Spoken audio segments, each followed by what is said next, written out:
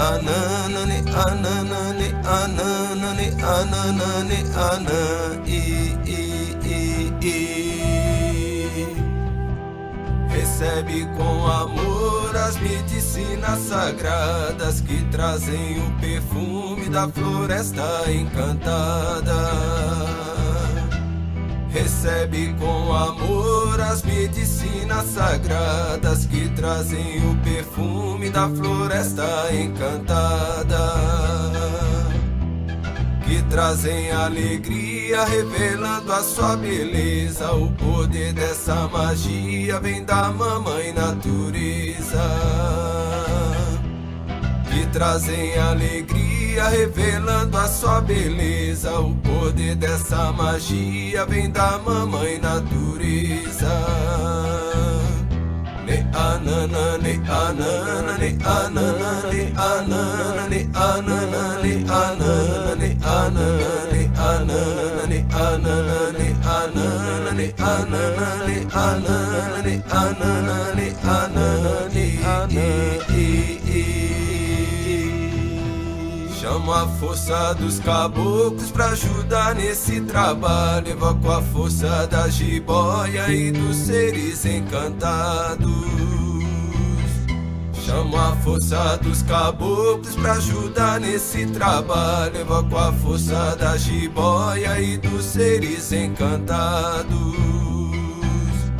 Na batida do tambor, no chacoalhar do maracá, é o poder da cura que vai se manifestar.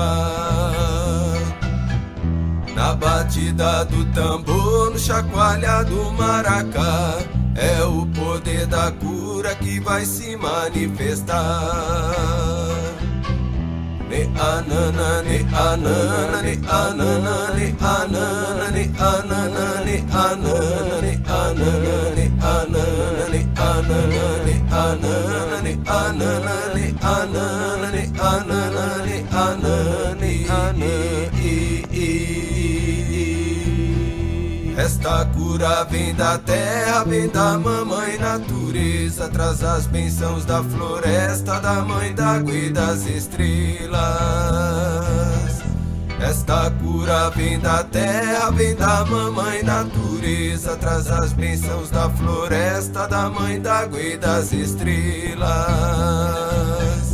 Ne anana, ne anana, ne anana, ne anana, ne anana, ne anana, ne anana, ne anana, ne anana, ne anana, ne anana, ne anana, ne anana, ne anana,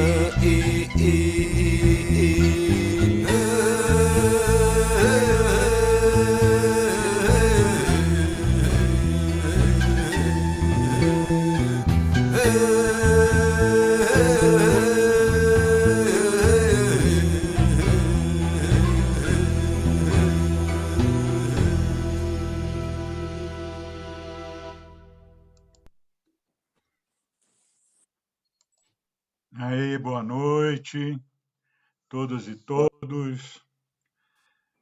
Então, vamos falar da cura pela natureza, né?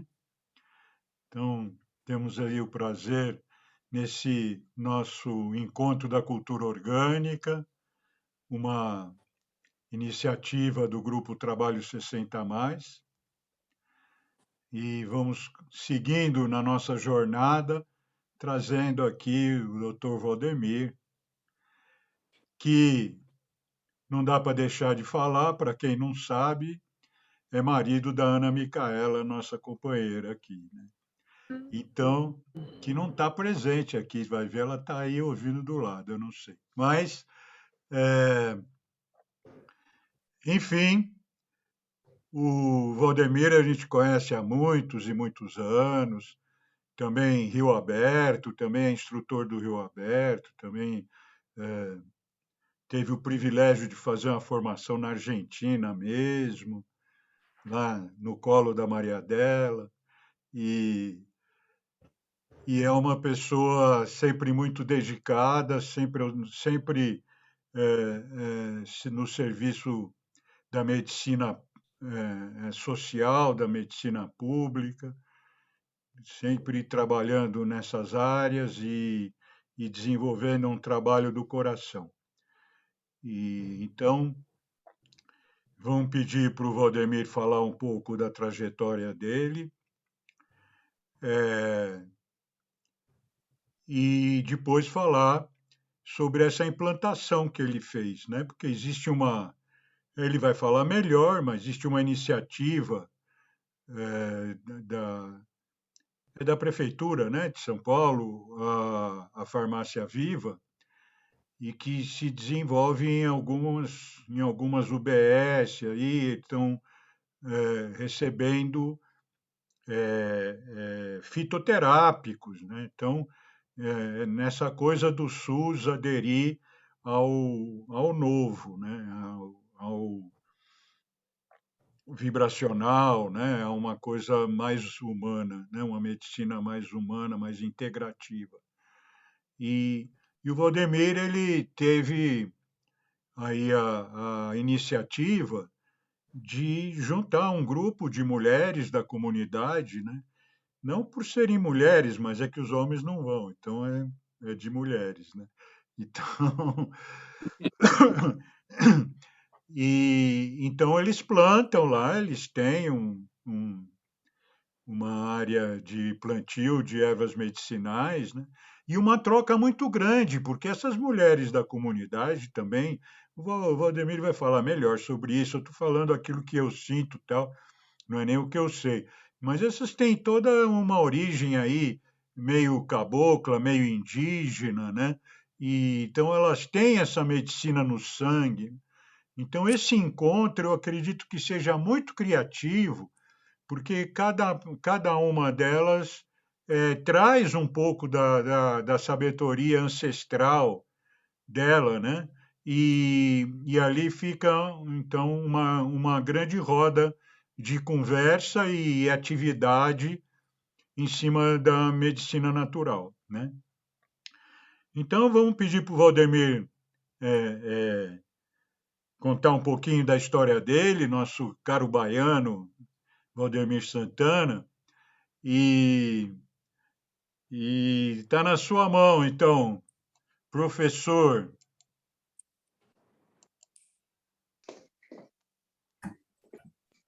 Tá ok, Sérgio, obrigado. Não sei, está todo mundo ouvindo aí o som, tá Tá tranquilo? legal, sim. Bom, primeiramente, obrigado, né, pelas palavras, pelo convite aqui de estar nesse grupo. Eu sempre tive curiosidade de estar aqui presente, mas pela questão do dia, é um dia muito corrido, enfim, eu nunca consegui me organizar. Hoje foi uma luta aí, mas consegui estar aqui presente. E queria agradecer, né? Acho que, antes de tudo, agradecer para a gente poder dar visibilidade ao que a gente vem fazendo, né? Às vezes a gente fica fazendo alguns trabalhos assim meio isolados, e aí quando a gente traz isso para um grupo, para uma reflexão, acho que acrescenta muito para todos. Então, em linhas gerais, a minha formação, eu sou médico, formei em Salvador. Como todo médico do Nordeste, do Norte, a gente vem para São Paulo para fazer especialização aqui em São Paulo, e fiz na área de clínica, de saúde pública, e depois na área de medicina de família, e uns anos para cá na fitoterapia, né? Naveguei um pouco pela Santa Casa, pela USP, na formação, e hoje, mais ou menos, eu sou autodidata, assim, quase que nessa questão da fitoterapia. Não fiz alguns cursos de formação, mas a gente vai juntando ali um pouco da experiência e também da vivência com as plantas, né? Porque eu sempre me vi muito ligado com as plantas desde pequeno. Isso meio que, no decorrer da formação médica, é interessante. A gente rompe com algumas coisas que a gente tem, né? Que a gente traz. Parece que o meio acadêmico, para você entrar nesse meio científico, às vezes acadêmico, você tem que romper, às vezes, com o que você não deveria ser assim, mas romper um pouco com a sua cultura, com a sua tradição, com as coisas que você vivenciou na sua infância, na sua adolescência, né? Então eu sempre fui aquele menino meio menino do dedo verde, assim, que tinha um dedo bom para fazer muda, que gostava de mexer com planta. E isso, de uma certa maneira, com o andar da carruagem, você vai esquecendo, vai deixando para lá. E hoje eu percebo claramente que foi um momento de interrupção assim, na minha trajetória como ser humano aqui, encarnado nesse planeta. Essa relação mais próxima com as plantas, essa intimidade que eu buscava conhecer cada planta que eu mexia, né? E hoje eu estou resgatando isso assim de uma forma muito forte, assim, com alguns trabalhos que eu venho fazendo, né? Acho que quando você colocou essa música aí no início, remete muito a essa coisa do poder sagrado, né? Também que as plantas têm, não é só um poder físico, né? No nível, elas não agem só nesse nível físico, né? Elas agem também no nível emocional e no nível espiritual também para quem acredita, né? Eu estou aqui do lado com uma muda do pé de abacate. No finalzinho eu conto a história do que rolou aqui com esse abacate, como é que esse abacate surgiu, falando aí de conexões, né, que a gente tem. Enfim, então a minha formação basicamente é essa. Hoje também eu estudo um pouco os florais da Amazônia, que é um floral que eu venho estudando com algumas pessoas e também lá com as pessoas que fizeram esses florais lá na Amazônia. E na área de fitoterapia, dentro do serviço público, eu tenho tentado colocar, a gente tem hoje, né, consolidado pela legislação, as PICs, que são as práticas integrativas complementares. São mais de 18 práticas, né? Você tem homeopatia, acupuntura, fitoterapia, reflexologia, tem várias práticas. E eu trabalho no serviço público há muitos anos já, né? Mais de 20 anos. Já saí, já voltei. Sempre estive muito ligado com o SUS e com todas as dificuldades que o SUS atravessa e vem atravessando. Eu sempre, nos altos e baixos, vou tentando fazer um trabalho mais integrativo, saindo desse modelo meio tradicional, alopático, que a gente copia, né? A gente reproduz esses modelos e na prática a gente não se questiona por que será que a farmácia, por exemplo, no serviço de saúde só oferece aqueles tipos de medicamento, né? Isso também, se você for extrapolar para a população como um todo, não só os medicamentos, mas as práticas também de saúde, né? Elas são muito questionáveis naquele modelo tradicional que fica ali anos sem mudar, sem acrescentar e sem incorporar novos modelos, né? Então, eu vou falar um pouco aqui da farmácia viva, que é um modelo é uma metodologia que se usa dentro da fitoterapia para integrar as pessoas dentro de um processo de aprendizado, de como mexer com as plantas, de como lidar com as plantas. E depois, de maneira geral, vou falar da experiência que eu estou fazendo lá no serviço. Então, seria esses dois momentos, né? Um momento mais geral, que a gente falaria do que a gente está falando quando fala farmácia viva, e a experiência que eu venho fazendo já há 1 ano e meio nessa unidade básica de saúde em pleno período de pandemia, né? Diga-se de passagem, hoje eu olho um pouco para trás e fico pensando, nossa, a gente fez tudo isso no meio de uma pandemia, sem poder reunir as pessoas, sem poder máscara, foi bem no auge da pandemia que as coisas começaram a acontecer lá, mas eu acredito que as plantas também me ajudaram. Eu sempre tenho um amigo secreto aí que permeia toda a atividade que eu faço. Então, eu vejo que eu tive a ajuda delas também, né? Para esse trabalho estar acontecendo, com todas as dificuldades. Ô, Sérgio, eu não sei se você conseguiria passar eu mandei para você um conjuntinho de slides, não sei se é possível aí você, que acho que fica mais fácil, talvez, para as pessoas entenderem o que eu vou falar. Você consegue botar Peraí. sobre a farmácia viva?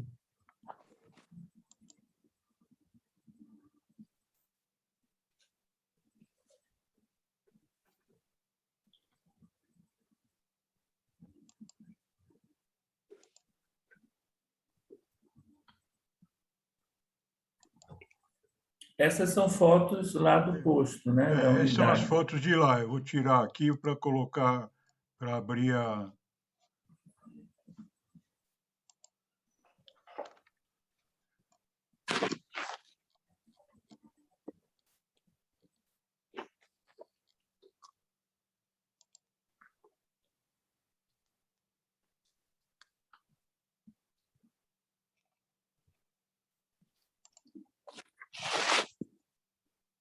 Isso. Esse é um slides de uma colega farmacêutica, Renata, lá de Campinas.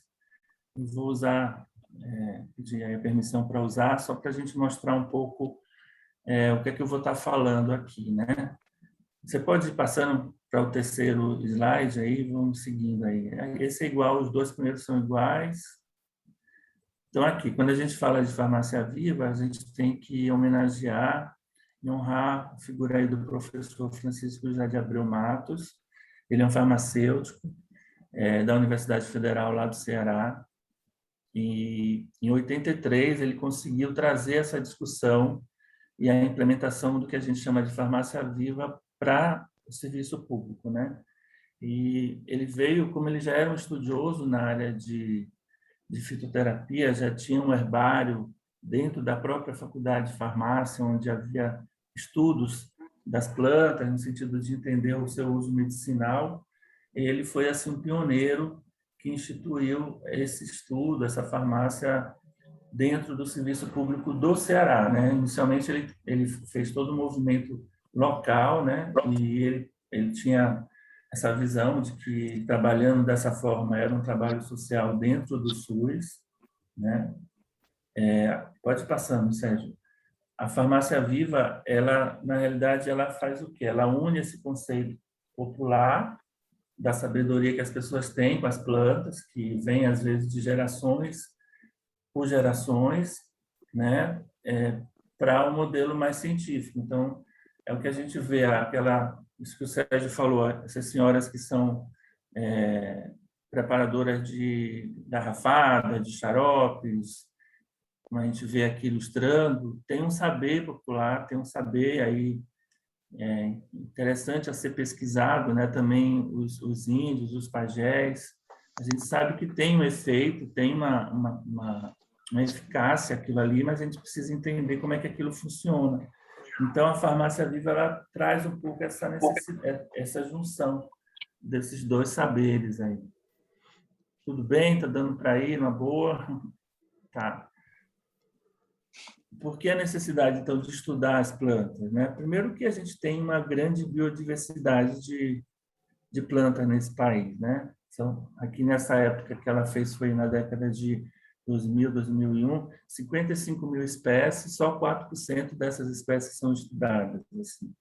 E 80% da população ela utiliza plantas medicinais, chás, medicamentos fitoterápicos na sua prática mesmo, independente de ir no médico ou não, é uma coisa muito comum. Muitas dessas plantas têm uma eficácia comprovada e sempre a gente pensa que o cuidado, né? Porque é natural que não pode fazer mal, né? Então, a gente também procura, no estudo, na conversa, tentar entender, olha, você está usando a planta, mas como que você está usando, talvez a forma que você use não vá te fazer bem, vamos usar de uma outra forma, e também o excesso de plantas, né, que muitas vezes se coloca num produto só. Vamos indo. Então, a farmácia viva, assim, ela já ela já é um processo legalizado dentro do serviço público. Não tem, assim, essa portaria aí de 2010, coloca claramente, né, que qualquer serviço pode implementar uma farmácia viva, desde que ele tenha uma área verde, um espaço que permita a implantação, e vai desde o cultivo, a coleta, o processamento, o armazenamento das plantas, a manipulação, a dispensação de preparos de plantas medicinais e fitoterapêuticas. Então, é toda a cadeia produtiva, desde o início lá, onde você planta, até a colheita e até a produção mesmo e dispensação desses preparos medicinais. Então, na questão política, não tem mais o que se discutir, porque antigamente eu sou de uma época que falava assim, ah, mas não, isso não é legal, não está na lei, não vão fazer assim. Não, hoje está tudo legal, tem a legislação a nosso favor. Eu acho que é uma questão só de vontade e de interesse político para que as coisas aconteçam no local, né? Claro que tem que ter uma estrutura também que permita isso. Pode ir passando, Sérgio, essa é em geral, assim, não tem mais para dizer que 2010 para cá está tudo bem estabelecido. E aí ele criou, o professor Francisco, 3 tipos de farmácia viva, né? Que é um tipo 1, que é essa que a gente está implantando lá na unidade, onde você faz o cultivo da planta. Então, você escolhe, aqui no caso da babosa, você pega as mudas de babosa, planta naquela área verde que tem na unidade, e você também vai disponibilizar para a população a muda dessa planta. Então, ela, na realidade, vai lá, conhece a planta e se beneficia da planta in natura com a muda, né? E aí, você, uma vez que oferece a planta, você também orienta como utilizar a planta. Por isso que a gente chama de farmácia viva. O produto sai in natura e a pessoa vai, em cima daquele produto, aprender a cuidar da planta, aprender a utilizar a planta, né? Então, a gente até fez um folhetozinho, né, que orienta a pessoa desde do cultivo, né, como ela cuidar da planta. Ela leva a muda no saquinho para casa, o lugar onde ela reside, e a gente orienta onde que ela deve plantar e como utilizar a planta, né, a dose que ela deve fazer o chá, a infusão, no caso, se for uma planta seca, uma planta que a gente pode usar a folha seca, ou o próprio extrato, né, alcoólico da planta também, que a gente orienta. E aí a gente faz, nesse modelo da farmácia 1, tipo 1, a gente faz oficinas de preparação. Então, tem a dona Maria que sabe fazer um xarope de guaco. Então, ela traz mais ou menos como é que ela faz esse xarope e por que ela coloca tanta coisa no xarope de guaco, por exemplo.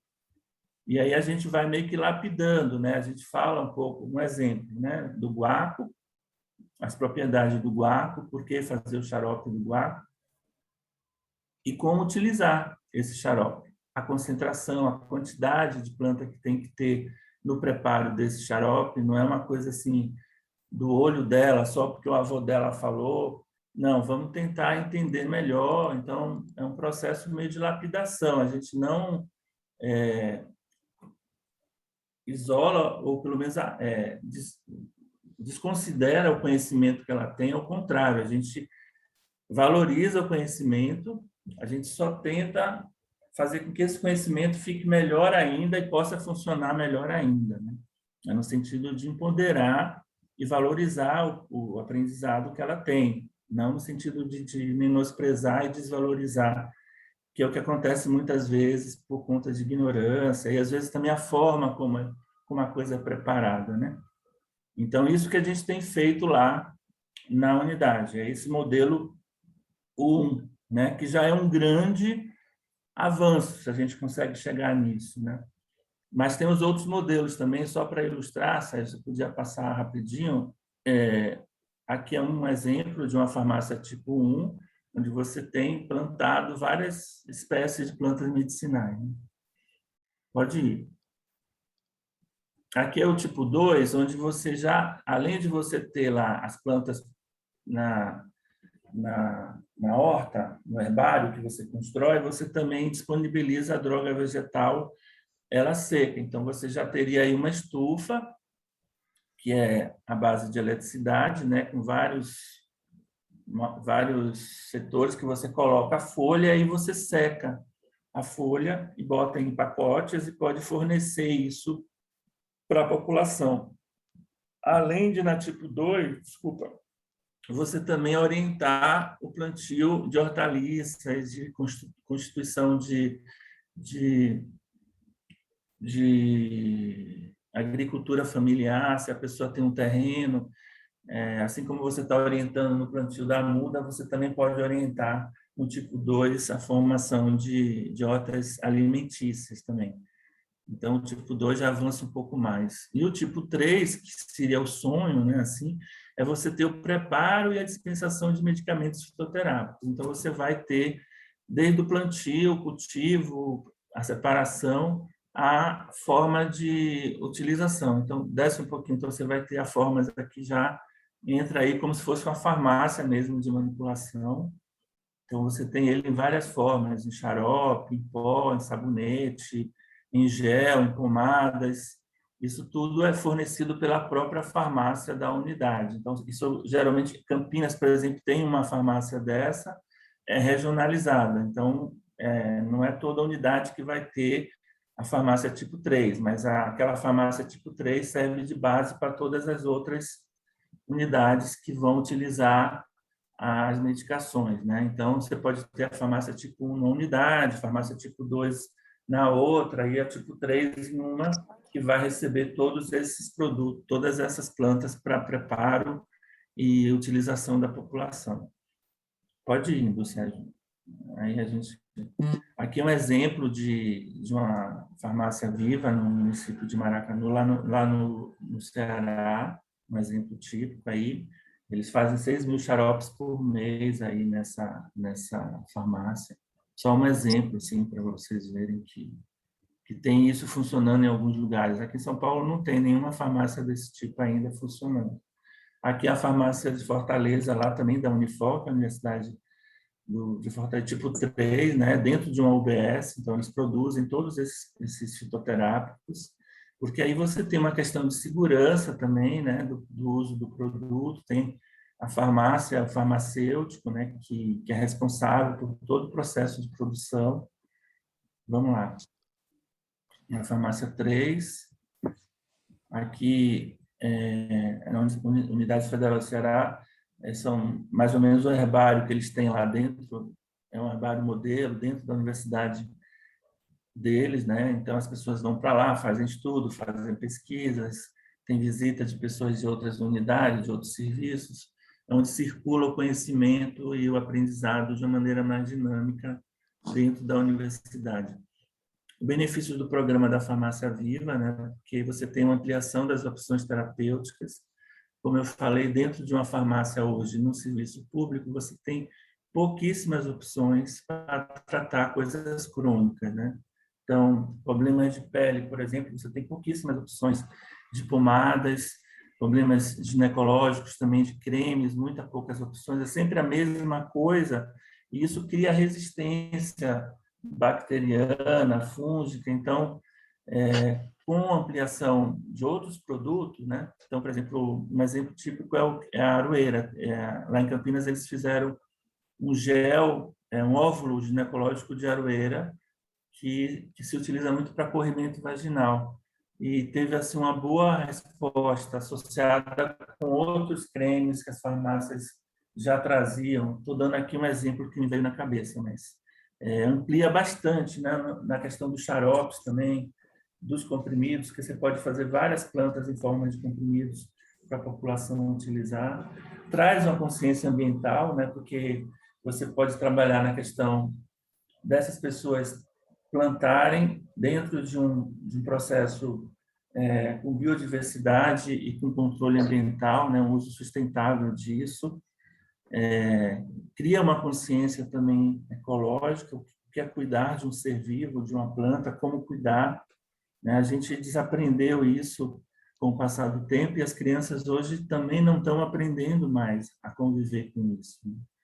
O fortalecimento da agricultura familiar, como eu falei, isso pode gerar emprego e renda, né, inclusão social, porque imagina um grupo de pessoas que de repente se apropria disso numa horta comunitária, por exemplo, no bairro, e começa a produzir alimentos, produzir plantas medicinais e poder utilizar isso de uma maneira em benefício próprio, em benefício da própria comunidade, né? Resgate de saberes populares e tradicionais, como eu falei. Eu tenho aprendido muito com esse grupo lá no espaço, né? Às vezes eu fico assim até emocionado e um pouco constrangido com tanta coisa, com tanta sabedoria que essas mulheres trazem. O vínculo também fica melhor, né? Porque você se aproxima mais das pessoas também. Você tem autonomia também do paciente, no caso, com orientação profissional, ele começa ele mesmo a se preparar. Então, se eu vou fazer um banho, preparar um banho com boldo, por exemplo, que aprendi com uma delas, assim, o boldo no sentido de acalmar, de relaxar. A gente não faz mais esses banhos, né? Esses escaldapés, a gente não tem mais tempo para isso, né? Banho de assento, todas essas coisas que a gente tinha na cultura popular e que se fazia muito antigamente, às vezes até por dificuldade de recursos, hoje em dia a gente não faz mais isso, né? Menor demanda para o serviço, porque as pessoas vão ter mais conhecimento a seu favor. Pode ser campo de estágio, de pesquisa para alunos, para estudos. Diminuição do uso de medicamentos, porque o medicamento alopático ele só tem um princípio ativo, né? E o medicamento fitoterápico tem vários princípios, então é um fitocomplexo, ele atua em vários sistemas ao mesmo tempo.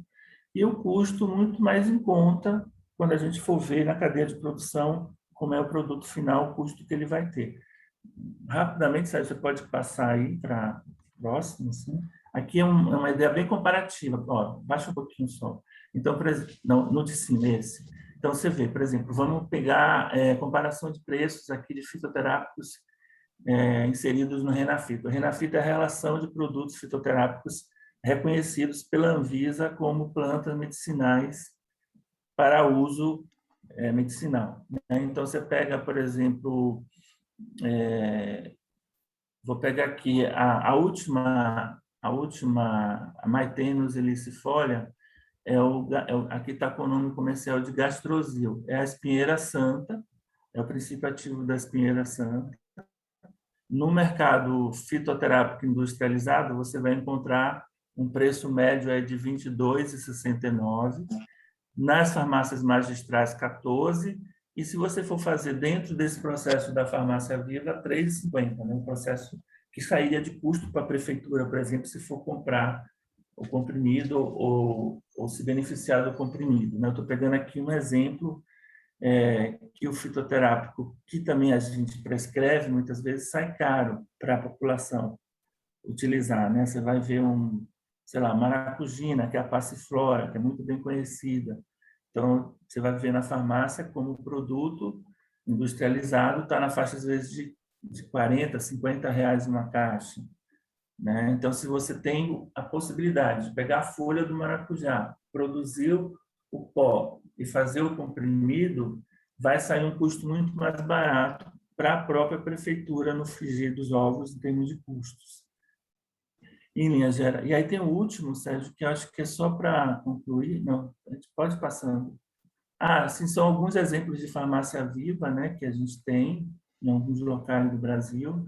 Isso está desatualizado, isso aí era 2001, 2002. Mas você vê que em São Paulo a gente não tem praticamente nenhuma unidade hoje, ou pelo menos assim, efetivamente atuando nesse modelo de farmácia viva. Mas tem várias regiões aí do Brasil que tem exemplos para dar. Só no Ceará tem 74 farmácias vivas. Né? Aí pode passar, porque ainda tem pouco, né? Então, se a gente for pensar, talvez falta de financiamento, não há um incentivo para a compra de matérias-primas, contratação de equipe, para que isso possa acontecer. Muito preconceito por parte dos profissionais da saúde. Esse preconceito eu entendo muitas vezes por falta de conhecimento. Né? A gente, às vezes, gera um preconceito sobre aquilo que a gente não conhece e, às vezes, por medo também de usar uma coisa que não conhece muito bem, não teve tempo para estudar, para se preparar. Então, esse preconceito é muito forte assim dentro dos profissionais de saúde. Eu vejo muito isso no dia a dia. Questões econômicas também, legislação difícil de serem cumpridas, então, muitas vezes não se quer colocar em prática aquilo que a lei determina. A descontinuidade política, que eu falei no SUS, isso é muito comum, você tem várias gestões, muda, já houve um momento de investir na fitoterapia dentro aqui da prefeitura, com formação de profissionais, hoje não tem mais essa política, então é tudo muito descontínuo. é um projeto 100% social em um país 100% capitalista, né? Então, você também imagina o lobby que esses laboratórios, essas concorrências que existem, né? Todo mês, né? Dentro do governo, as medicações. Então, quem vai privilegiar as plantas nesse momento, né? Muito mais fácil investir na dipirona, no paracetamol, que são medicações que já estão aí conhecidas há muitas décadas, e não investir em plantas que possam trazer esse mesmo benefício. Acho que a gente pode, acho que já terminou. Há outras iniciativas, aqui é o Hordário Municipal da Unicamp, como eu falei, que está aí. Campinas é uma cidade que tem investiu muito nessa questão nas gestões anteriores, né? Aqui é um outro trabalho que estava em construção lá.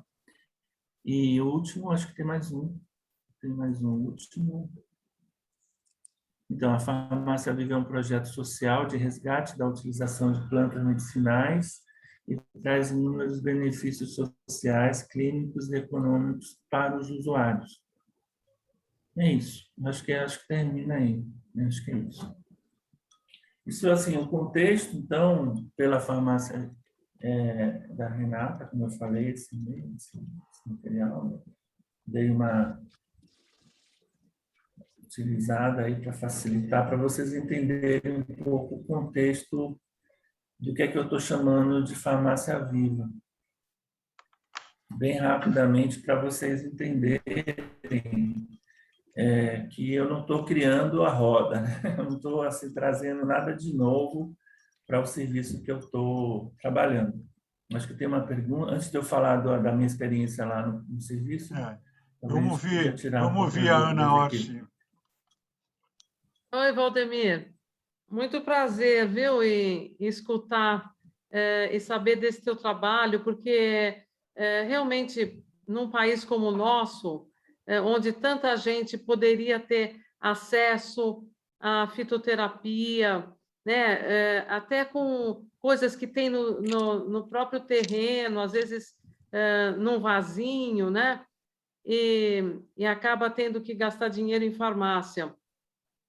E eu queria te perguntar, eu acho que em função desse trabalho da Unicamp, né, eu acho que Campinas é uma cidade que desenvolveu esse tipo de farmácia viva, né? Você conhece a Heloísa Pimentel? Uhum. Não conheço. Ela é uma homeopata, mora em Campinas, e ela e o marido, eles são estudiosos de plantas medicinais, e ela tinha realmente essa farmácia viva num atendimento que ela fazia durante já muitos anos. Então, eu acho que Campinas foi realmente uma cidade pioneira nisso, né?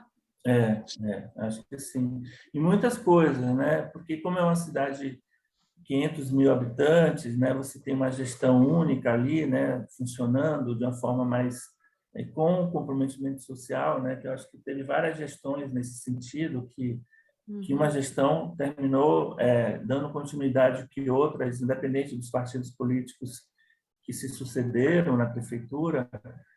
A gente tem um campo de trabalho em Campinas hoje muito bom na área da saúde pública, né? Tanto na nível de prefeitura, as coisas funcionam muito bem lá. O que acontece muitas vezes é a descontinuidade de prioridades, né? Assim, falta-se recurso, naquele momento não se investe tanto naquele projeto, também há uma rotatividade grande de profissionais, às vezes o profissional fica ali um tempo, depois sai, vai para outros serviços. Mas Campinas é um lugar que eu sempre estou de olho, assim, sempre estou... tem o pessoal do núcleo da Unicamp, né, lá no Departamento de Saúde Pública, muito ativo, e faz formação de pessoas em práticas integrativas para a rede pública. Isso eu acho muito importante, você ter polo de formação, né, de profissionais, que você vai criando massa crítica, vai criando multiplicar, né? multiplicadores, vai criando uma estrutura ali que permita que a coisa tenha um segmento, né? não fica muito centrado na boa vontade e na disponibilidade dos profissionais. Bom, em linhas gerais, o contexto da Farmácia Viva é isso, né? É uma coisa que já está aí dentro do Ministério da Saúde, as prefeituras podem se utilizar, essa é uma questão de vontade política para que as coisas aconteçam. Bom, eu cheguei nessa unidade para trabalhar uns 2 anos e meio atrás, e o que me chamou a atenção é que, no fundo dela, tem uma área verde um pouco, sei lá, um espaço assim, eu sou muito ruim de espaço, mas acho que uns 500 metros quadrados, assim, um espaço bom, assim, e era uma horta que tinha sido, em algum momento, alguém se animou e tentou fazer uma horta, e se abandonou isso por um projeto, e estava meio que abandonado, as plantas assim meio que olhando e pedindo socorro, né? Muita sujeira no espaço, também as pessoas iam fumar lá e jogavam bituca de cigarro para todo quanto era lugar. Isso me impressionava. Depois, não sei se tem uma foto, tem um pé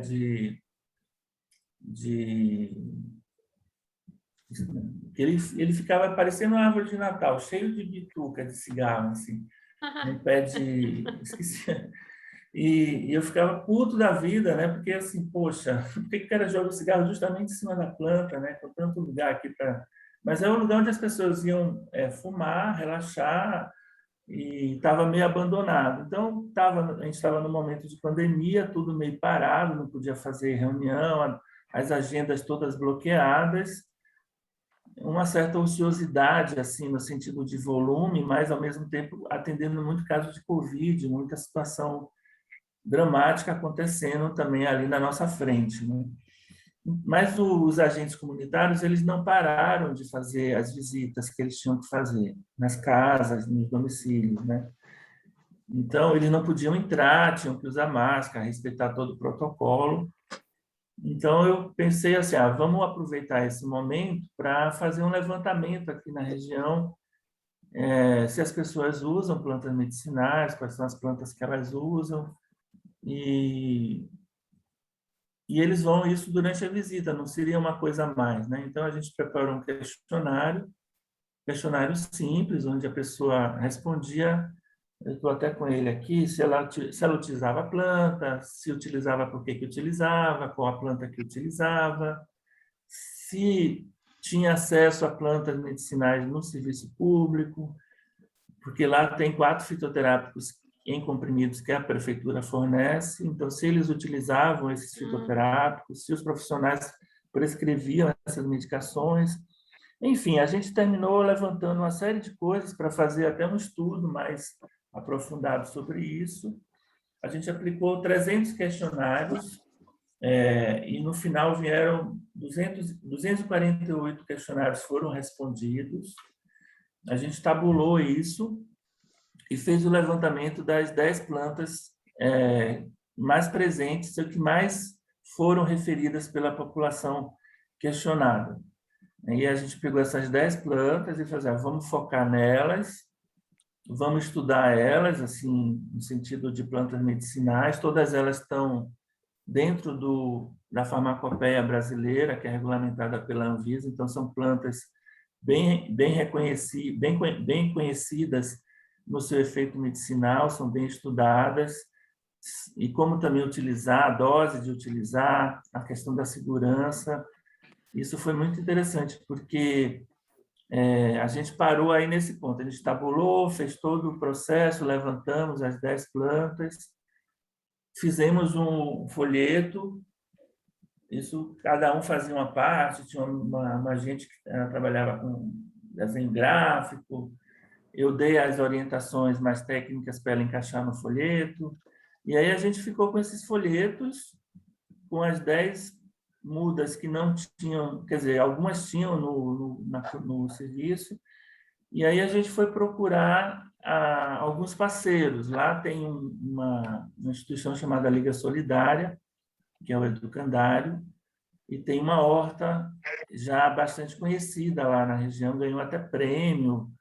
Então, eu, na cara dura, fui lá conversar com o pessoal E, para minha felicidade, eles toparam fazer uma parceria e aí começaram a fornecer para a gente as mudas e a terra também. Eles têm um selo de certificação com adubagem, lá eles fazem um trabalho de compostagem muito legal, com as sobras de alimento de refeitório das próprias escolas onde eles estão. Isso foi premiado e tem um selo de certificação. Então, eles caíram na simpatia do trabalho e forneceram, começaram a plantar as mudas que a gente queria e fornecer o adubo. E aí a gente viajou, não, vamos fazer aqui no espaço, vamos receber as mudas, vamos fazer um berçário, e tudo trabalho voluntário, sem nenhum jardineiro, sem ninguém que pudesse ficar ali cuidando mesmo das plantas, né? Como é necessário.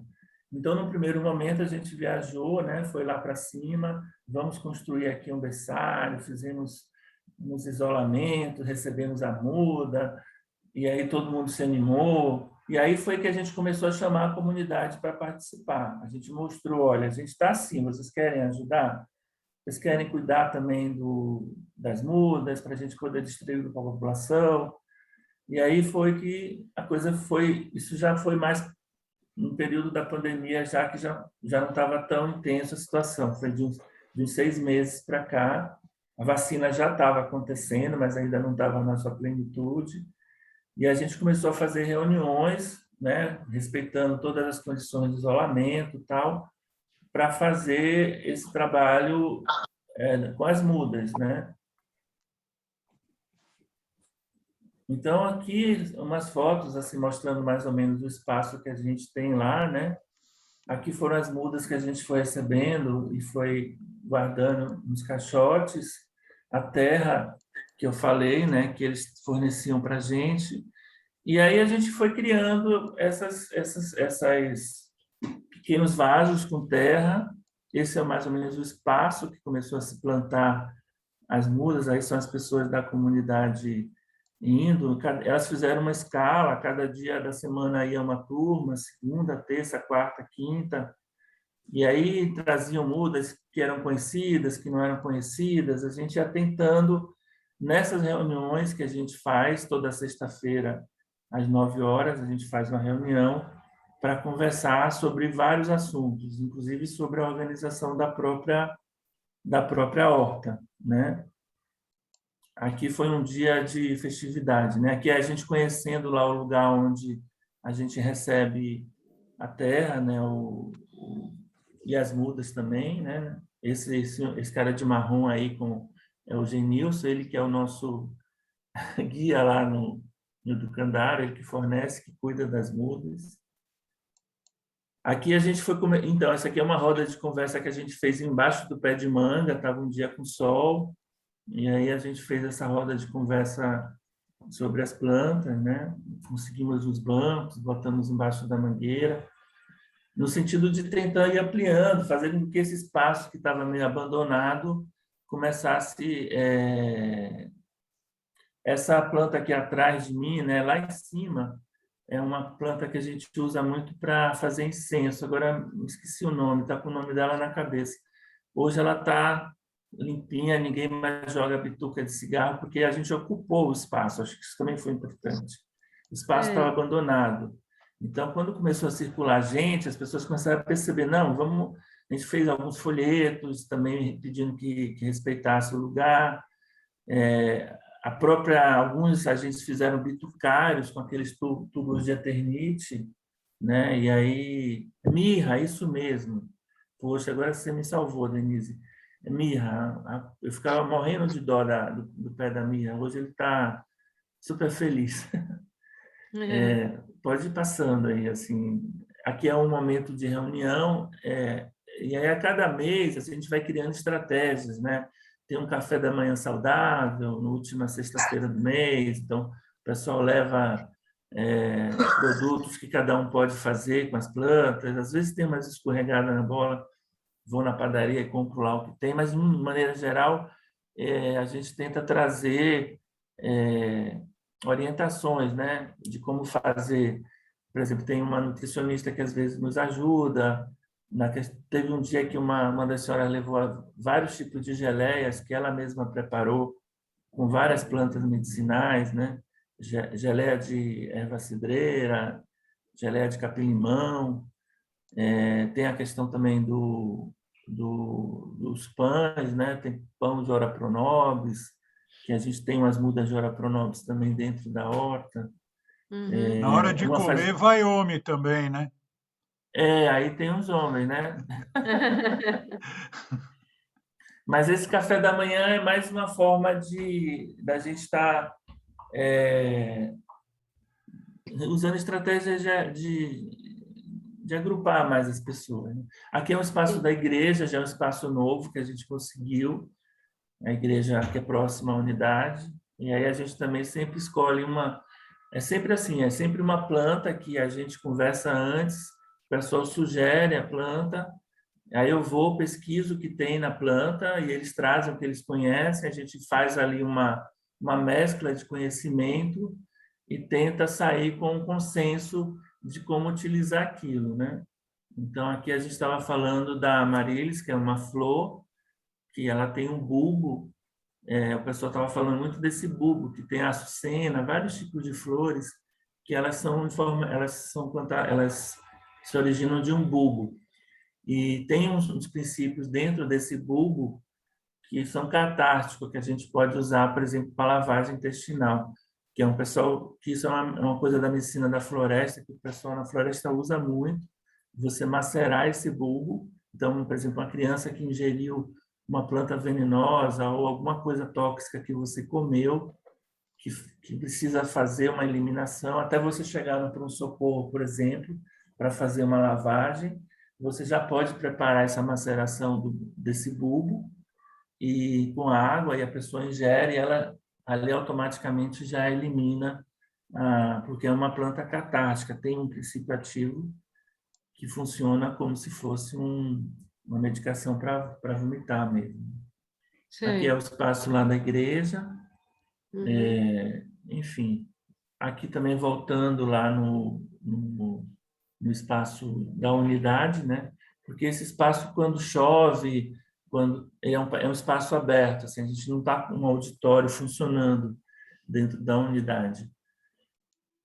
A gente sempre faz essas reuniões para poder conversar. Então, essas reuniões elas vêm funcionando toda sexta-feira. Agora, Valdemir, eu fiquei curiosa para saber, você falou no começo que você ia contar a história desse pezinho de abacate. De abacate, né?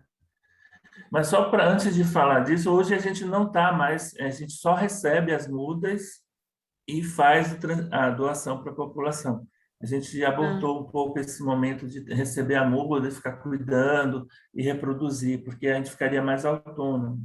Mas como não deu certo, então hoje a gente recebe as mudas e aí com o folheto a gente já distribui a muda, orientando a população como usar. Então a gente só recebe e repassa. Agora a gente está num período de intervalo, porque a gente não está sem as mudas na unidade para oferecer. Então, aí é que entra as rodas de conversa para substituir esse momento que a farmácia viva está um pouco parada, né? E aí a roda de conversa entra em cima de vários temas, né? E entra a questão também da compostagem, já se falou de compostagem, de minhocário, né? Tem algumas pessoas que entram, às vezes, na roda para falar também sobre outros assuntos que não necessariamente só as plantas. É um espaço aberto, a gente procura abrir. Acho que aí a gente linka com vocês um pouco na questão da cultura orgânica, né? Sim, muito. Então, o abacate aqui, na realidade, assim, essa coisa que a gente está falando da nossa conexão com as plantas, né? Então, eu moro num apartamento aqui, né, em São Paulo, aqui em Perdizes. Tem uma pequena horta aqui embaixo que eu não participo do processo, é uma funcionária antiga aqui que cuida. Então, assim, o que me chamou a atenção assim, é que a gente fica morando em apartamento e a gente fica muito isolado desse processo de cuidar de planta, de se relacionar com planta. E o abacate é uma fruta assim, interessante. Toda vez que você compra abacate, às vezes você abre o abacate, né? Você vê o caroço já meio que querendo virar uma vida, né? Um É, ramo, assim, às vezes uma semente. E eu fico meio intrigado de jogar aquilo no lixo, né? Então, eu peguei um abacate, fiz uns furinhos, botei na água, e aí germinou uma planta super legal, assim. Não é essa aqui, essa já é a segunda. A outra eu doei para um lugar, assim.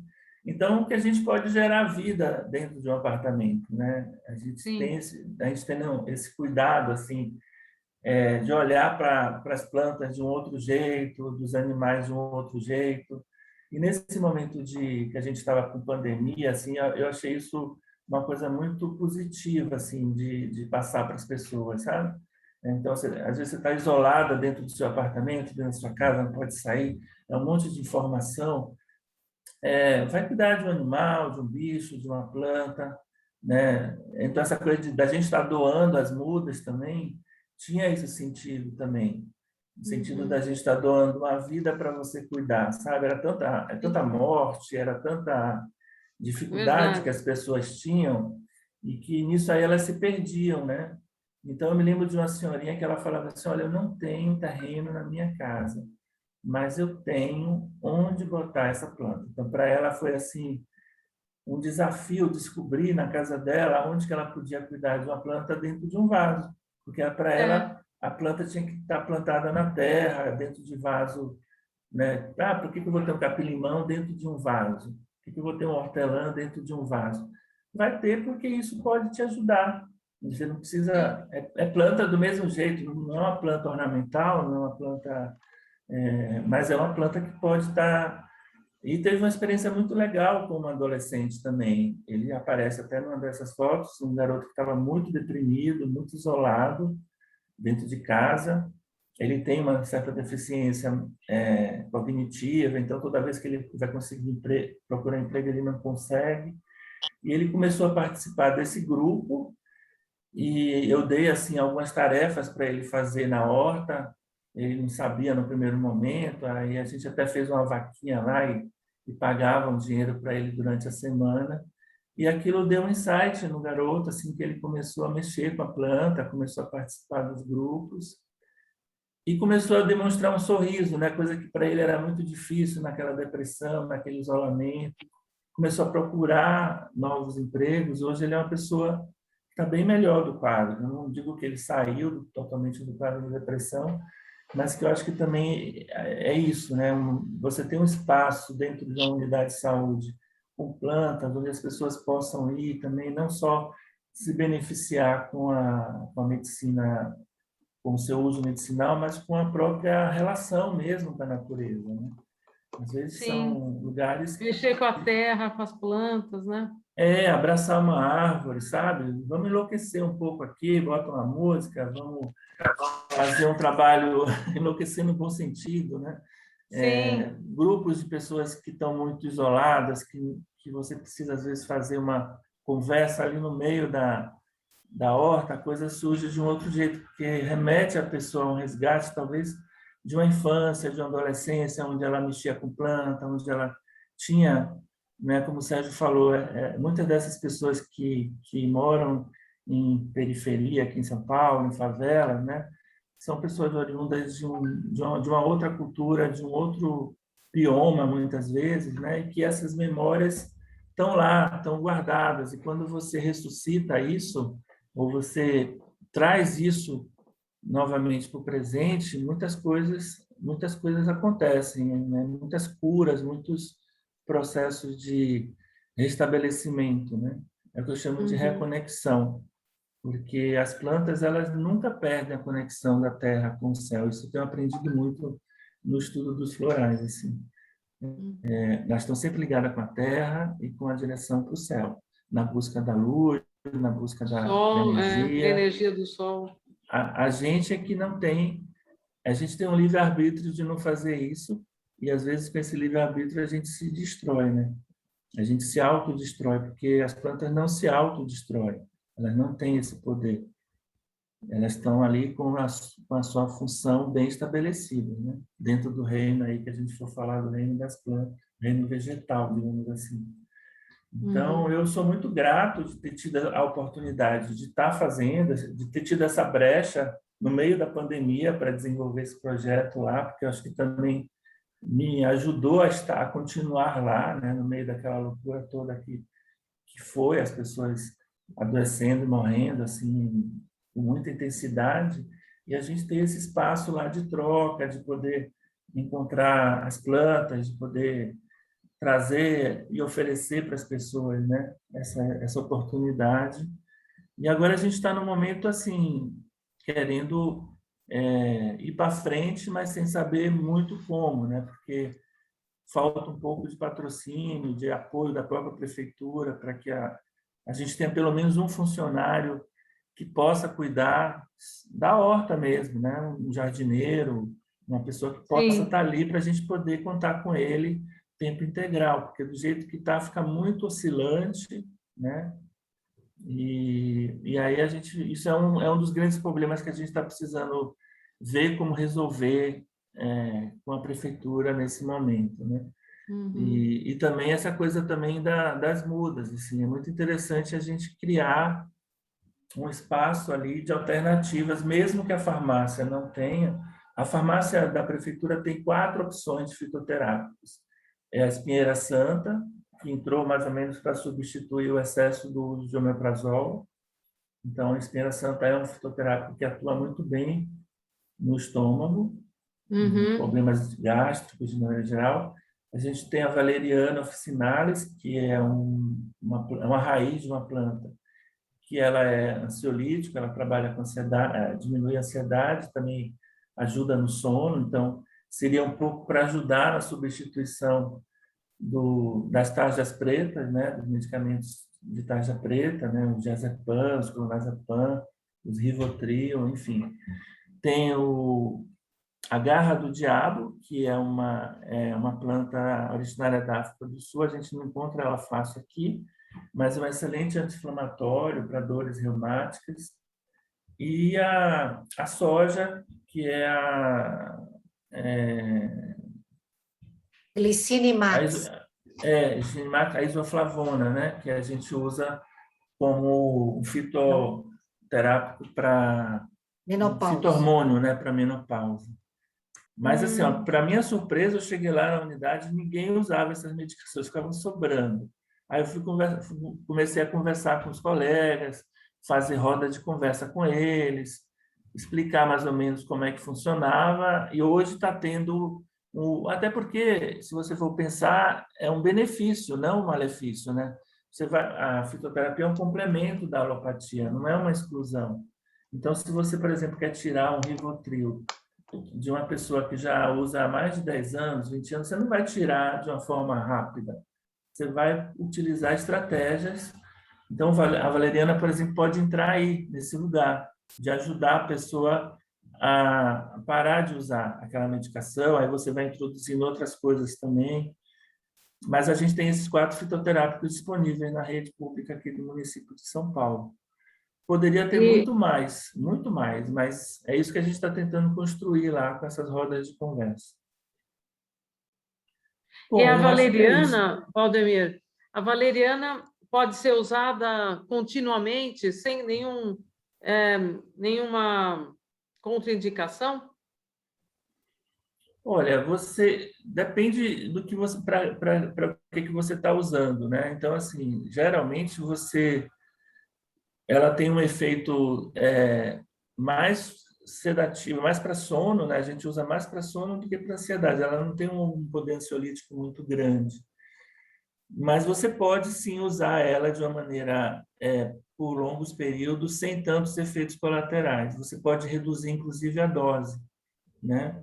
Agora, é claro que a gente não vai estar falando só da medicação, né? A gente tem que pensar em outras alternativas para aquela pessoa que é dependente. Por exemplo, eu tive uma pessoa que não era nem do serviço público, foi mais a nível privado mesmo, ela já usava o Rivotril há 30 anos já.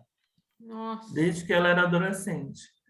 Mas ela também, aí a gente fez todo um trabalho introduzindo a valeriana, introduzindo algumas práticas também de atividade física. E hoje ela usa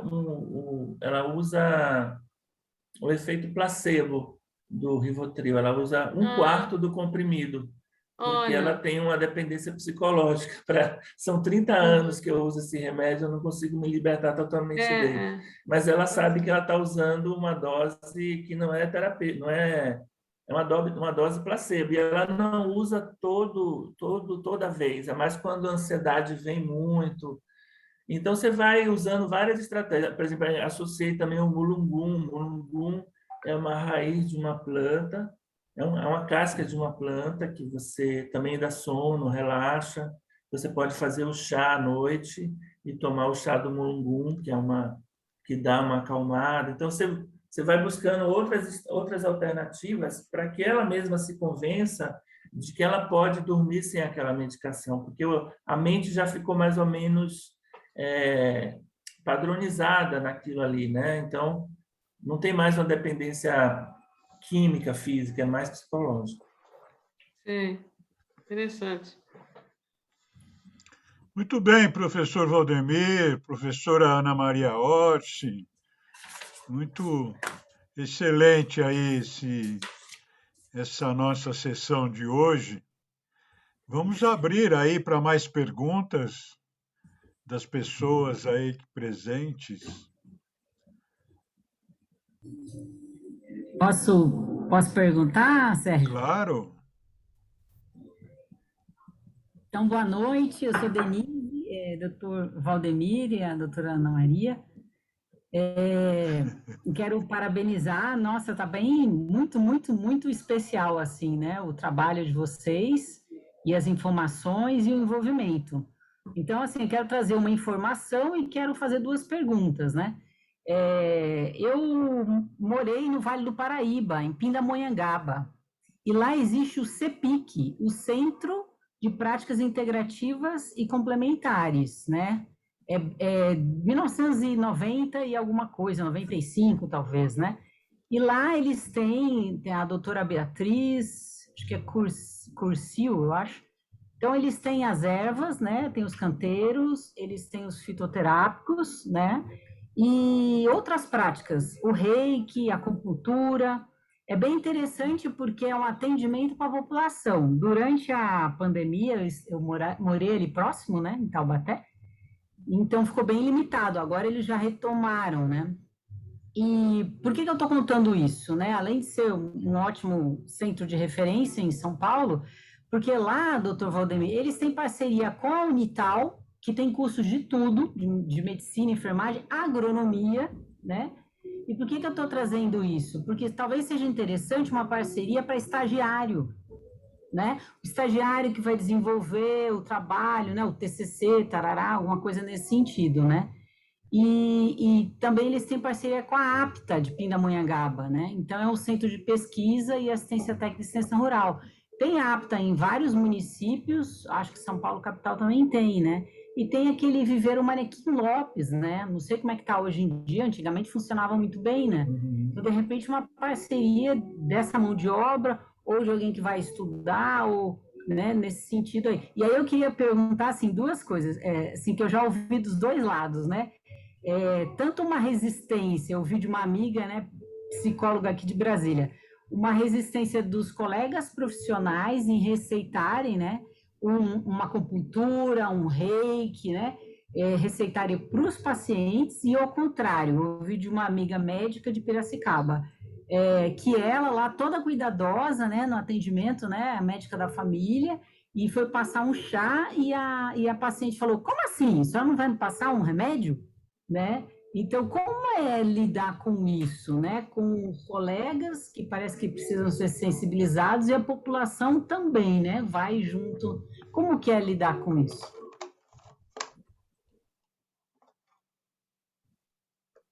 Denise, né?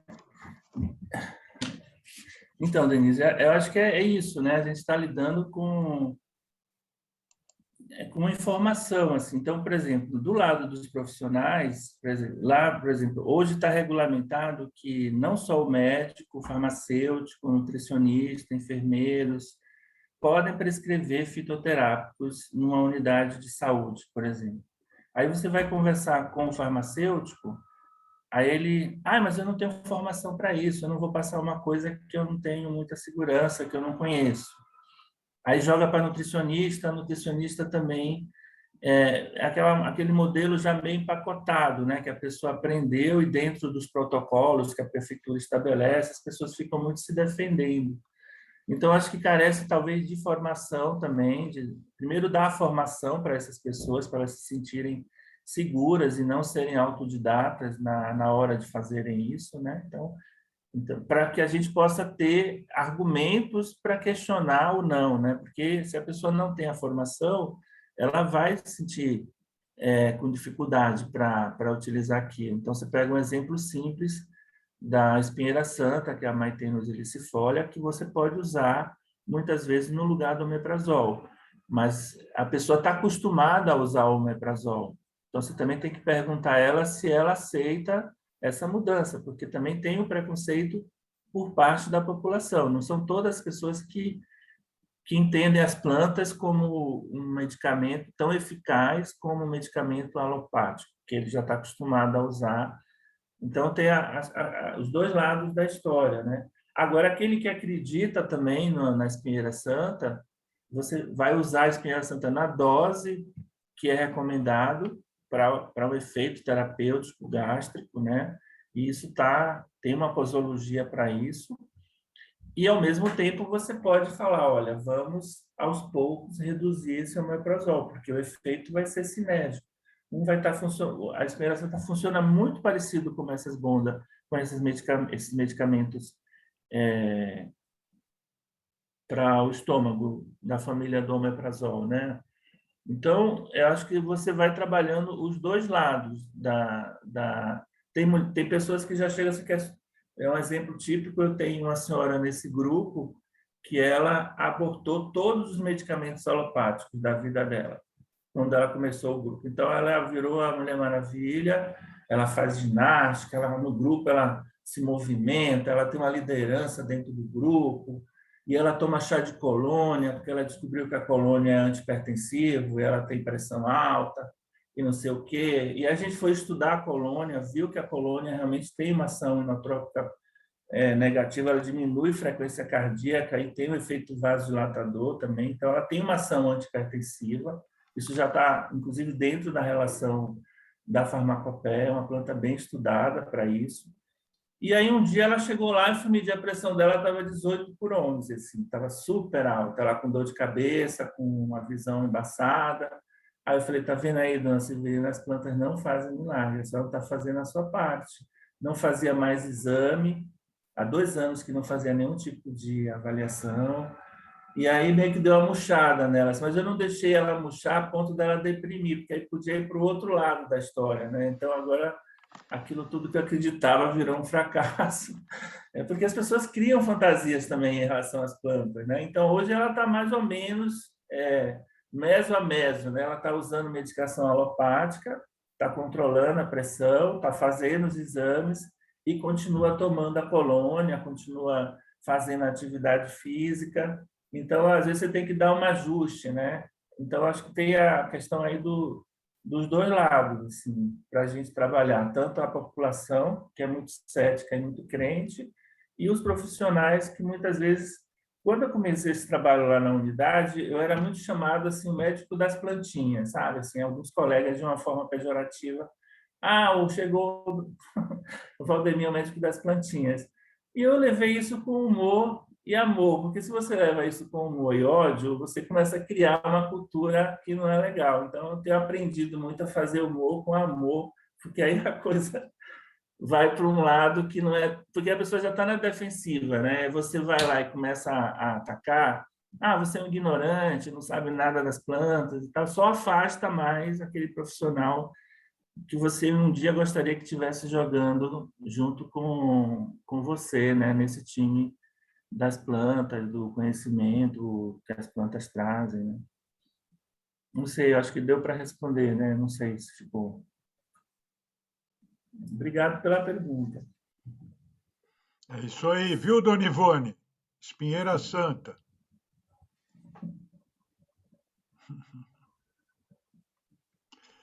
Não, agora eu estou falando. Agora, Uma coisa que me veio é por que não tem dentro dos centros do SUS, não tem uma parte uma parte desse tipo de atendimento. Por que não desenvolveram isso? Por que não tem médicos lá? Por exemplo, se você vai no SUS, você pode escolher. Por que não existe isso? Posso tentar ajudar, Valdemir? Uhum. Por favor. Eu sou médica, trabalhei 15 anos no serviço público da Prefeitura e do Estado. Inclusive, o Paulo VI fazia parte do grupo, porque eu trabalhei no Capão Redondo durante muitos anos, depois fui para o Jardim Jaqueline. E é uma alegria ouvir que isso está acontecendo, porque naquela época tinha que prescrever por autodidatismo, e a única farmácia que tinha era lá na Francisco Morato, que era uma pessoa famosa, me fugiu o nome agora, Panúzio, Panazzo, não sei, professor doutor Panúzio. Panísio. Isso, e tinha o livrinho dele, e a gente ia lá e dava, né? O que eu queria ajudar que era o seguinte, é tudo uma questão política, é tudo uma questão da economia, da força dos laboratórios, que invadem os consultórios médicos, vendem um monte de coisa, de um pensamento de que a gente tem que se defender do paciente, porque se dá algo errado, a culpa é do médico. Não tem essa parceria com o paciente para empoderar o paciente, para ele cuidar da própria saúde, como essas reuniões que você faz. Olha, você tem que conhecer, porque eu já tive caso, por exemplo, de marcadores hepáticos, TGO, TGP, alterado com a glicina. É laboratorial, não de plantinha. Então, também não é sair por aí tomando quanto quer, do jeito que quer. Tem que estudar. E o estudo está acessível a qualquer um, tanto ao médico como ao leigo. E muitas vezes o que acontece, né, que é uma política meio americana de, sabe, se assina que eu posso fazer tudo, aí eu te dou as coisas, senão não arrisco com você a experimentar. Então, tem que ter a responsabilidade do médico de cativar o paciente para fazer uma cumplicidade, como você falou, vamos tirar o Rivotril, vamos fazer isso, vamos dormir melhor, vamos fazer exercício, não adianta achar que a planta vai curar o coração só porque tem função inotrópica negativa. Então, tem um monte de coisinhas que tem a ver com tudo isso que você falou, que você está desenvolvendo nas reuniões com as pessoas, que é educação, né? Uma educação da responsabilidade sobre a própria saúde, não ficar tendo esse paternalismo que é um remédio, ou uma planta, ou um presidente, ou qualquer coisa que vai nos salvar, né? Mas quem trabalhou no serviço público sentiu perfeitamente que é muito importante a gente saber em quem votar, porque cada vez que muda um prefeito, muda toda a política, viu, Ivone? Muda toda a política. Eu estou ouvindo. Você começa um projeto para adolescente, eu lembro na época da Albertina, que a gente começou um projeto para adolescente, aí mudou de não sei o que, pronto, acabou tudo. A gente fazia depois do expediente, além de trabalhar as 4 horas e fazer papel de trouxa, né? Porque se trabalhar 4 horas no Estado, você ainda ficava lá fazendo grupo de adolescente. Só que eu acho que é tudo uma questão pessoal, e eu fico muito feliz de ouvir que lá no Paulo VI tem esse lugar, que já está começando, mas é a questão política, porque não dá para não ter um jardineiro, ter a pazinha, pelo menos, para fazer as coisas, são coisas mínimas. A gente lá no grupinho nosso, para fazer uma coisinha no fim de semana, a gente soa um monte e parece que nada vai para frente. Imagina plantar para fazer 6.000 xaropes por mês, que nem faz lá no Ceará. É uma cultura, né? Então, eu estou muito agradecida, tá, pela sua palestra, muito feliz, que mesmo que levou 20 anos para acontecer tudo isso, né, porque eu trabalhei nos anos 90, mas assim, está acontecendo. Eu tenho um primo que é médico de família em Brasília, ele dá aula de tai chi, faz acupuntura, faz tudo que a gente acha que não existe, mas quem quer vai, porque no posto dele existe, porque ele é médico de família. Então, é a gente pesquisar onde tem. Garanto que se alguém for no Paulo VI para pegar ou a espinheira santa, vai conseguir o remédio. É tudo uma coisa da gente pesquisar, comunicar, os amigos, falar, espalhar essa cultura, né? Assim como a cultura do bom alimento, assim como a cultura da paz, né? Então, eu estou muito feliz, olha, parabéns, tá? Que eu acho que você está conseguindo fazer umas coisas que o principal, a meu ver, é realmente mudar a cultura, porque tanto o paciente como o médico, não é a gente achar que as pessoas são más. As pessoas são ignorantes, no sentido da ignorância de conhecer. Não é ignorante, não é ignorante, ignora. Então, se ignora, pode acontecer tanto para o bem como para o mal, né? Então, o que precisa é de conhecimento, de pesquisa. Isso é acessível a qualquer pessoa. E agora, as populações que já têm esse conhecimento, elas nos fornecem de uma forma mais fácil, abalizada, porque a acupuntura nasceu como? Olhando, né? Ai, furar aqui deu certo, furou aqui não deu, 5.000 anos passaram, a gente aprendeu onde furar. Então, a mesma coisa. E hoje nós temos muito mais conhecimento, né, com plantas. Que é só abrir, dá um monte de coisa na internet que dá para plantar. Adorei a sua história do abacate, porque você falou o que no meu coração, toda vez que eu vou, porque o abacate na compostagem, que eu faço compostagem natural no jardim, não dissolve aquela semente, todas aquelas bolotas lá direto de abacate, né? 4 por semana. Aí você falou de furar, eu vou pesquisar como é que faz isso, e dar uma plantinha ornamental, que já é uma coisa mais legal, né? Então, muito obrigada, Valdemir. Eu acho que, assim, está acontecendo as coisas. Está acontecendo, mas a vontade política, né, é muito importante hoje em dia. Já teve o tempo da religião, hoje é da política, porque o dinheiro vem dali. Então, a gente tem que ter consciência na hora de escolher. Esse é um ano, por isso estou falando, para a gente pensar bem, ter coragem de escolher e também fazer a nossa parte, né? E muito obrigada mesmo. Eu fico muito feliz que eu lembro das reuniões com o Paulo VI. O Paulo VI era um posto assim, largadão.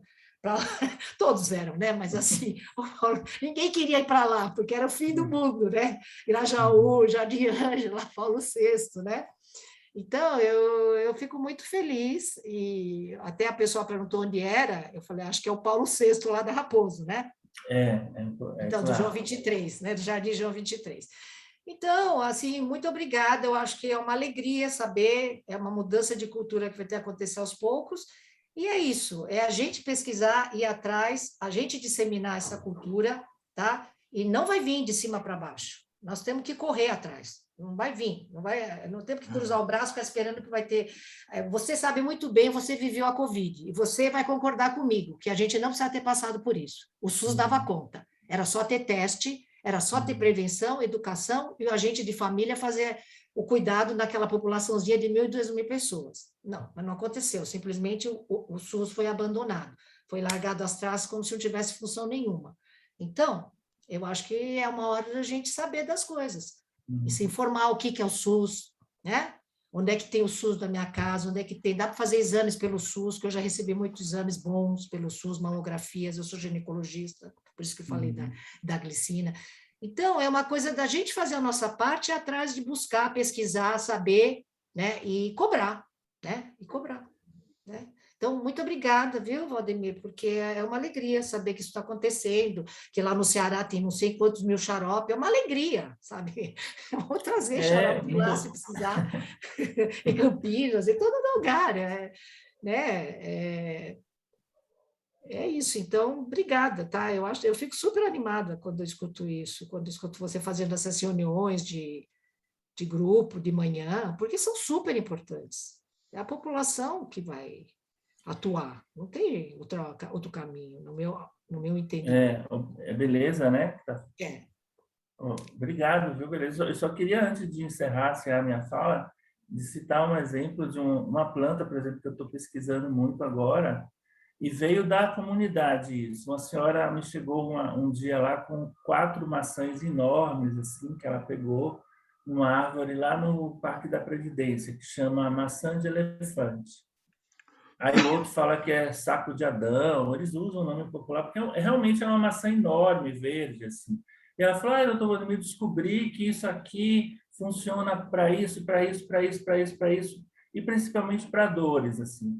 Então, eu fui estudar um pouco, eu estou sem o nome científico dela aqui agora, mas ela tem um princípio ativo extremamente potente, assim, à base de tropifano, acho, e que tem uma ação analgésica e anti-inflamatória. Então, a gente está estudando essa planta e a gente fez o extrato dela, e porque ela queria tomar via oral. Eu falei, não vamos começar tomando via oral, vamos fazer via tópica, porque ela me parece que tem um princípio melhor para uso tópico. E a gente já fez vários extratos e elas passam uma para as outras, tem usado assim para dores reumáticas e tem funcionado bastante. Então, você vê que um conhecimento que muitas vezes parte da população, que é acessível, é só ir ali no Parque da Previdência, é uma árvore ornamental assim que veio da Ásia, né? Até a gente construiu um pouco a história, e que a gente pode dar luz em cima disso, dar um cunho mais científico. Eu estou começando a estudar mais ela agora, não estou assim muito ainda com tempo, mas acho que até o Sérgio já dei um pouquinho para ele experimentar no encontro lá, o extrato do... E ela realmente, você usa, ela te dá um efeito imediato, depois, mas é muito efêmero. Então, às vezes aquelas dores que estão contusão, você está com a musculatura muito travada, você sente o efeito assim sedativo na hora, mas é curto, depois de 15 minutos já desaparece. Mas você vê que é uma coisa que veio da comunidade, assim, que a gente pode, é isso que eu falo, né? A gente pode aprender e a partir desse conhecimento facilitar o acesso, né? E dar a oportunidade para que isso tenha um caráter mais científico, que a gente consiga identificar melhor. E tem vários exemplos, né? Eu estou pegando esse exemplo porque é uma coisa que a gente está agora estudando no grupo, né, com elas, assim.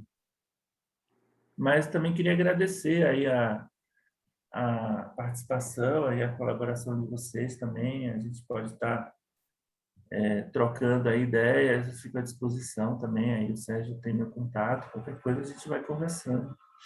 A ideia é a gente multiplicar, né? Junto com as plantas, vamos lá.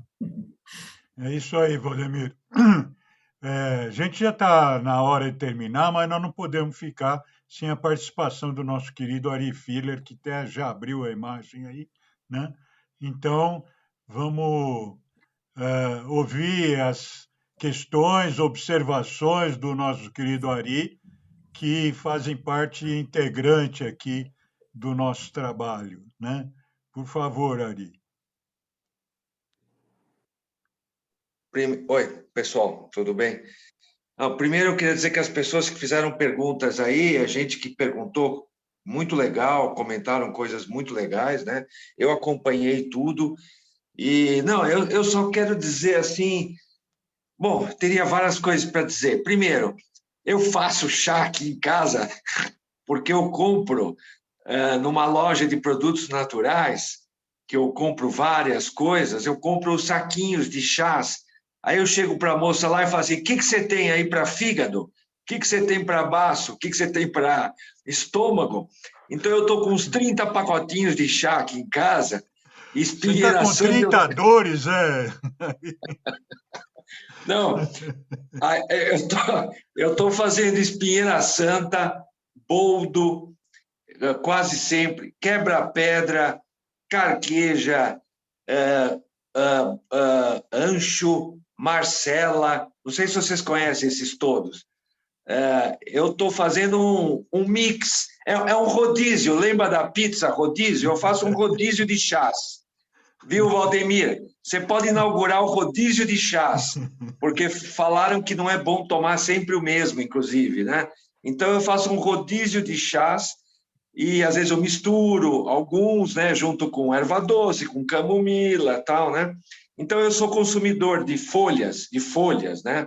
Isso é folha mesmo, né? A planta. Agora, eu sou meio empírico, assim, né? Só quero dizer para o Valdemir que acho que deve ter muita gente igual eu, que faz rodízio de chás, isso é uma coisa. Fora isso, eu frequento farmácia de manipulação. Mas aí eu ia dizer para o Valdemir, farmácia de manipulação aqui é caro, é caro. Eu consumo... esse o Valdemir deve conhecer, que é bem popular. Eu tive um problema de coluna. Então, eu consumo cápsulas de canela de velho com sucupira. Confere aí, Valdemir. Você conhece canela de velho e sucupira? Todo mundo fala que é bom e é bom.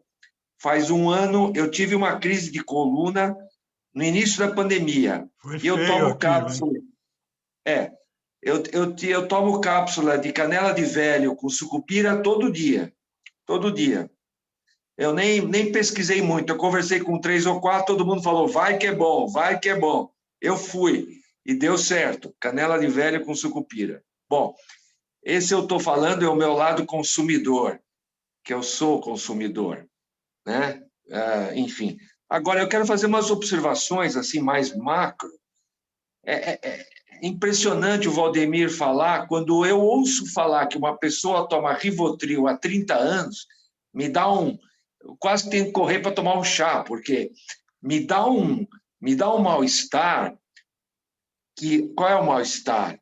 É que todos nós fomos, seremos ou somos escravos dessas farmacêuticas. Quer dizer, o que aconteceu na pandemia eu não vou nem comentar aqui, eu tenho uma opinião a respeito, não vou comentar, mas a gente sabe do poder das indústrias, para o bem, para o mal, preferência mais para o mal, de fazer a cabeça dos médicos, desde a faculdade, e de fazer um assédio, é bullying com os médicos no primeiro, segundo ano de medicina, me falaram, e não termina nunca, o bullying. Então, Valdemir, eu acho que a gente precisa criar o bullying, o assédio das pessoas que fazem plantas orgânicas, conversas, acolhimentos, chás. Tem que começar a invadir as faculdades de medicina e falar, opa, está aqui o cara eu não vou citar o nome, está aqui o cara da indústria, eu vou na frente, quem se representa? Eu represento um cara que faz plantas medicinais. Posso entrar? Vão me proibir aqui na faculdade ou não?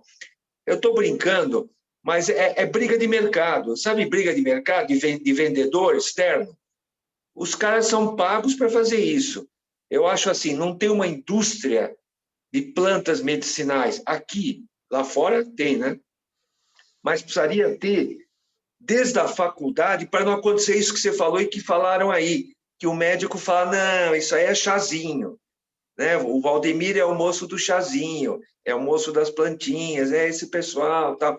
Então, para que isso não aconteça com os médicos, tem que começar a fazer bullying, visitas de pequenas empresas a faculdades e falar, não, etc. Isso aí funciona.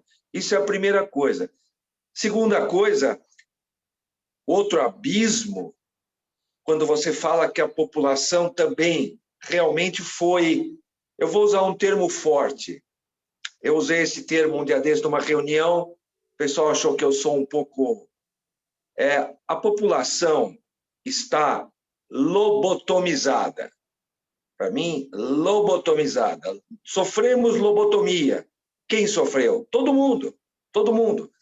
Desde que se criou a indústria farmacêutica, está todo mundo lobotomizado. Porque eu frequentava a farmácia como quem ia no supermercado. Eu pegava uma cestinha, um carro, que nem supermercado, e ia pondo coisa dentro. Eu tive essa época. Eu entrava na farmácia como quem vai alegre e feliz no supermercado fazer minhas compras. Porque eu tinha médico que virava para mim e falava, você tem problema, vai tomar o omeprazol. Eu tomei. Eu falei, mas quanto tempo eu vou ficar nisso? Ele falou, o resto da vida. Ele falou, o resto da vida. Eu larguei o médico. Larguei o médico. Vários médicos que me falaram coisas, eu larguei. Desculpe, Valdemir, mas tem um pessoalzinho aí formado, muito mal formado. E muito mal informado. Mal formado e mal informado. Estou falando lá dos médicos. Agora, tem gente bacana que nem você. Fala, não, espera um pouquinho. Tem um conhecimento ancestral, que nem a Beleza falou. 5.000 anos, 3.000 anos de chás, de ervas.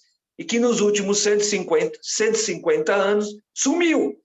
Porque entraram nos laboratórios. Sumiu. Cadê o conhecimento de 3.000 anos? Sumiu. Então, isso revolta a gente quando você fala do Rivotril, porque a gente sente que a gente foi escravizado em algum momento e, em certos momentos, a gente não tem como escapar. Se você cai num hospital hoje, Você caiu num hospital hoje, está perdido, né? Acabou. Você vai consumir o que te derem ali, você não vai ter nem como reagir, né? Enfim. Mas eu quero dizer que tem que entrar com uma força de mercado, de merchandising. Eu falei de bullying, mas é merchandising. Tem que pegar equipes que vão nas faculdades, que vão nos centros médicos e que falam com políticos e falam assim, olha, isso funciona, o Brasil é uma potência nisso, né? O Brasil poderia ser uma potência mundial nisso. Não é à toa que os caras vêm estudar os índios aqui. Eu não vou nem entrar nessa conversa. A gente sabe que muita gente vem de fora aqui, bonitinha, pesquisar os índios, e, na verdade, está roubando todos os princípios ativos. Japonês. Eu não quero falar nada, mas roubam todo o conhecimento indígena e vão pesquisar lá e patenteiam, é uma palavra feia, né? Patenteiam as nossas plantas lá fora e ganham dinheiro aí. E a gente faz papel de besta. A gente faz papel de besta. Então, eu acho assim, Valdemir, você está de parabéns, primeiro. Eu acho que começar a formar grupos de guerrilha. Quando eu falo de guerrilha, é nesse sentido, de falar com as faculdades, de falar com os médicos, e de ter uma força um pouco mais, né? Não é paz e amor, olha aqui, eu estou com uma plantinha, paz e amor. Paz e amor enquanto o outro está te enfiando o Rivotril 30 anos. Quer dizer, eu acho que tem que haver uma certa força nisso, de juntar pessoas que nem você. Eu não conheço muitos médicos, mas você deve conhecer pessoas que nem você. Aqui tem algumas pessoas assim, aqui nesse grupo, e começar a formar grupos de pressão. Eu não vou nem falar de político, porque esses é complicado. Esses está fora. Isso aí, né? Mas da sociedade. É a minha opinião, assim, de improviso, mas parabéns. Eu também como abacate todo dia, fico triste de jogar um negócio aqui fora, mas um dia eu vou pensar em plantar a bolinha do abacate aqui também. Valeu. Então, gente, eu acho que é isso mesmo que vários falaram aqui, né? Praticamente todos que falaram aqui trazem a mesma história que a gente sempre coloca, né? Não adianta, sabe, achar que política pública, sabe, ficar procurando dizer política pública é jogar o problema para alguém que não é você, entendeu? Então, e a política pública só tem interesse, todo mundo sabe no quê.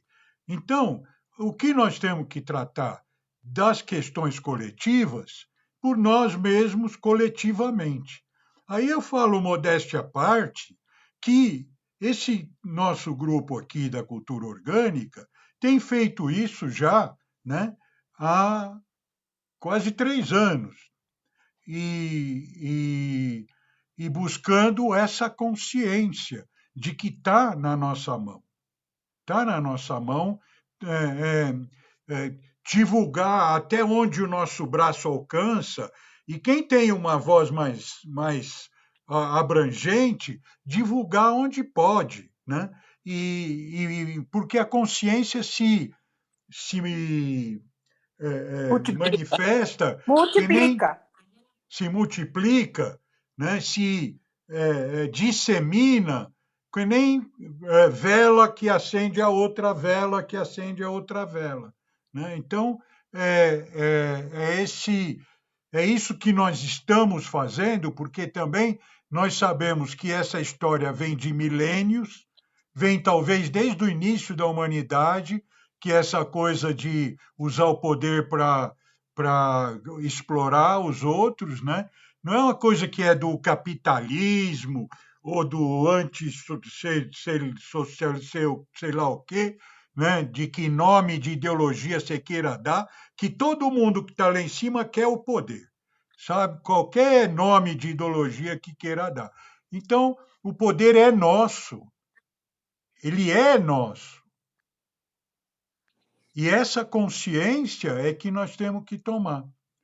Então, por menos que a gente faça, o teu filho vai ver, o teu neto vai ver, e isso vai se multiplicar através dos tempos, que é a mesma coisa que o cara que planta um abacateiro que ele não vai ver dar abacate, porque ele já não tem. Abacate até que dá meio logo, mas às vezes você tem uma planta que você planta que vai dar daqui 20 anos. E você planta para os outros, você não planta para você. Então, nós temos que fazer isso. Nós, da nossa geração média aqui, nós temos que plantar para os outros. Ou seja, nós temos que continuar plantando para os outros. Né? Enfim, eu vou publicar também esse chat, né? Porque tem aí essas referências que estão sendo colocadas. Então, amanhã a gente publica isso, junto com a nossa gravação. E, mais uma vez, agradecer vocês, foi ótimo mesmo, porque quanto mais mexe com a nossa indignação, não é para a gente ficar indo para a avenida gritar, é para a gente tomar atitude pessoal nossa e em torno da gente e fazer isso com discernimento, né? Que seja útil, né? E não ficar gastando energia à toa. Fazer com que a nossa energia seja útil e acreditar no processo da humanidade, que é lento. Mas se você dá o exemplo na sua casa, por menos que o seu filho acredite, por menos que o seu neto acredite, a semente está lá e vai florescer que nem esse abacate aí. Gente, boa noite, muito obrigado, adoro Boa vocês. noite. Se não fosse Boa vocês, noite para todo mundo. não tinha Boa cultura noite. orgânica, nem encontro astrológico. Então é maravilhoso ter vocês, é uma gratidão eterna para esse privilégio que a gente recebe. Um beijo grande Obrigado, Sérgio. e Obrigadão. até Beijo grande. segunda-feira. Obrigada, Ana Maria. Obrigada, Tchau. Sérgio. Obrigada. Boa noite. Tchau. Obrigada, beleza. Valeu, Sérgio.